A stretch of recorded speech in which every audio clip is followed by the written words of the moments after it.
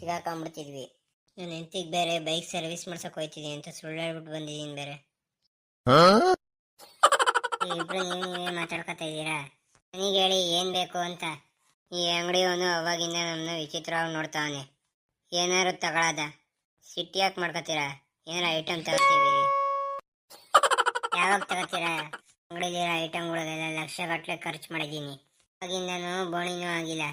ಬೋಣಿನೂ ಆಯ್ತದೆ. ನಾನು ಬೇಜಾನ್ ಐಟಮ್ ತಗೊಂಡೋಗ್ತೀನಿ. ಟೆನ್ಷನ್ ತಗೊಂಬೇಡಿ. ನನ್ನ ಅಂಗಡಿಲಿ ಒಂದರಿಗಿಂತ ಒಂದು ಅದ್ಭುತವಾದ ಪಟಾಕಿಗಳಿವೆ. ಹೆಂಡತಿ ತರ. ನಾನು ಇವ್ರ ಹೆಂಡತಿ ಅಲ್ಲ. ಪಟಾಕಿ ತೋರಿಸಿ, ಸಂಜೆ ಹೋಗಿ ಬೇಗ ದೀಪಾವಳಿ ಆಚರಿಸ್ಬೇಕು. ಹೌದಾ? ಹಾಗಾದ್ರೆ ನೀವು ಇವ್ರಿಗೇನಾಗಬೇಕು?